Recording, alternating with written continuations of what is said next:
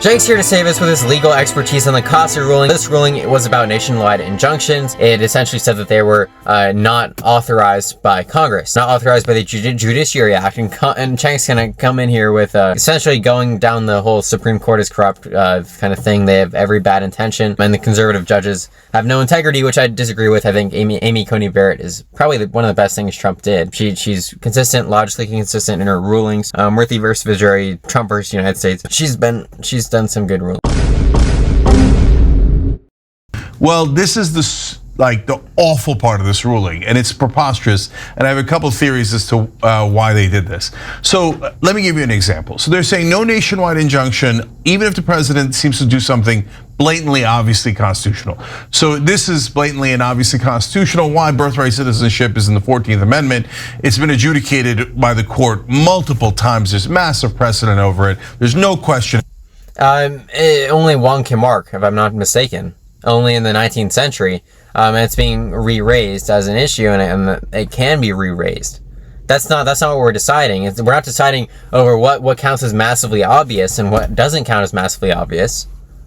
What we're deciding is whether or not these nationwide injunctions have statutory basis.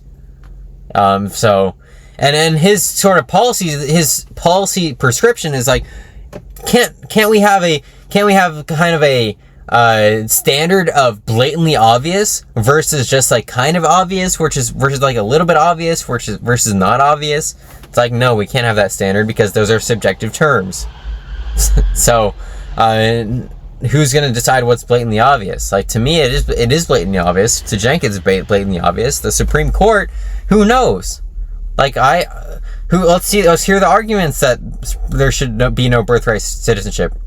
Now, I think that's stupid, and it would be a humanitarian disaster. But let's hear the arguments for it, and let's let Samuel Alito write his majority, or Roberts write their majority, or minority, or dissent, and we can like say, haha, that's a horrible argument, or we can say like, oh, it's not a horrible argument, right? That's why we have a Supreme Court. About it, right? So, okay, here's another thing that's been adjudicated a lot, which is torture is a violation of the 8th Amendment, right?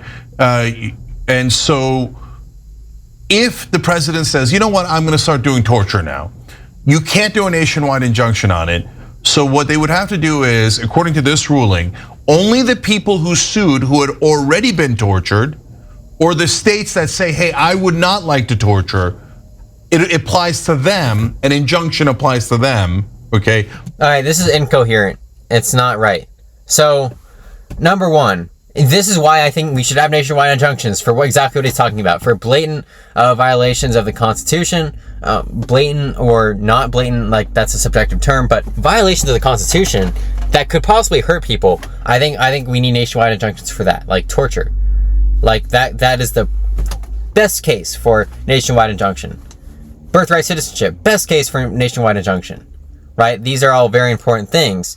And nationwide injunctions do a lot more good than harm, right? The harm of a nationwide injunction, maybe people don't get the student loan relief until the courts rule on it, right? That's the harm. The good of the nationwide injunction is, people aren't subjected to massive human rights abuses until the courts rule on it. And it's like, that's a lot better, right? So Cenk's saying that everyone who's already been tortured, or the states who sue on behalf of their citizens, those people are going to be protected. It's like, no, you don't have to be tortured before you can sue for your right to not be tortured. That's obviously incorrect. Yes, states can sue on behalf of their citizens. People don't know that for some reason. They can do that and gain protection there. But the states who wouldn't sue, which is already kind of a weird assumption that if the president said torture, that states wouldn't sue, even right-wing states. Like that most people are anti-torture. It's a very much a lopsided issue. Very few people are pro-torture. But no, you can do a class action lawsuit and gain protection for a ton of people, for a whole class. You have to get class certification though, which is the problem. So it wouldn't clog the courts, as he likes to say. It would just take a little bit more time. You'd have to get a class certification. They could maybe expedite it a little bit. It would take a while. Nationwide injunctions can be done in a day or two. This is why we use them, which is why they're important. but it's still an incoherent explanation of the issue at hand. It's like, that's not the main issue here. But not to any of the other states, and not to the people who are about to get tortured. When you want to feel good, you work out at Crunch. You don't go here, because here feels bad. Yes, the people who are about to get tortured can also sue. Right? They can also sue for their right to not get tortured. I don't know where he's getting that from. You don't have to be tortured before you can sue. Right? That's stupid. I mean, you can sue before, preemptively for anything. As long as you're just suing for your right to something.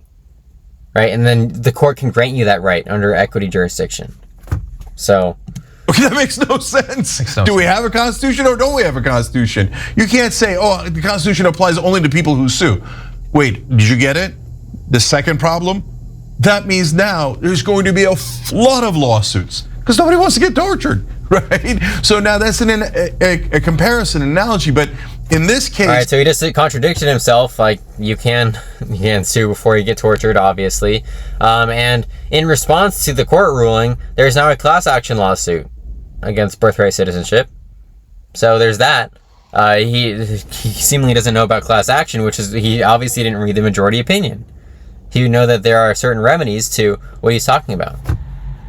There is already a flood of lawsuits because people are like, oh, okay, well, I was born in America, or my kid's about to be born in America, I'm pregnant, or or my kid just got born in America, but I'm not in one of those states. So now I have to go file a lawsuit to make sure that my kid's rights aren't taken away. We could have a ridiculous, enormous amount of lawsuits. By the way, some states have already, and groups and human rights groups have already started suing, right? So what are we doing here? This is so dumb. So look, I think that those lawsuits are typically open and shut, like those constitutional rights, like torture, whatever he's talking about. But and the 14th Amendment, because remember what's binding precedent for the court, for the district courts who rule that, or any court who rules that. It's like the Wonka mark. That's the binding precedent. So pretty open and shut there. Cenk seems to be missing the point. The Supreme Court is not Congress. They are not saying this is good or bad. They're saying there's no statutory basis for it. There's no statutory basis for nationwide injunctions, and I agree with them. There's no nationwide injunctions in the English Chancery Courts, which is the kind of precedent for our equity jurisdiction that Article 3 in the Judiciary Act kind of bestowed upon the courts. That's their limit. And the Judiciary Act, they said in their ruling, did not give the statutory authority to the courts for nationwide injunctions. They're allowed to solve cases and controversies, and no piece of legislation has explicitly allowed them to go beyond that, or to resolve a case and controversy in a way that essentially provided relief to people not part of a case or controversy, not a non-plaintiff or non-party to the case. So we would have to have Congress codify that, which I'm so in favor of. Nationwide injunctions are an amazing thing, but Cenk seems to be mistaking the Supreme Court with Congress. It's like, why? Right way to do this is, when I get the issue with a nationwide injunction, you know what I always do? Shoe on the other foot, right?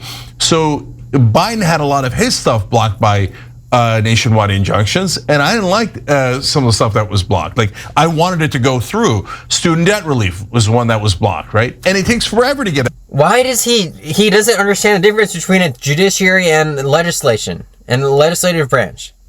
Like, what? The court's job is not supposed to give you the legislation you want. It's supposed to uphold the laws that we've already passed. The laws that are the foundation of the country, right? So nationwide injunction, of course, I've said for student debt relief is a non-issue. Like, that's causing harm to no one, and the court's going to rule on it. And if they rule in favor, then people get their debt relief. If they don't, then they don't.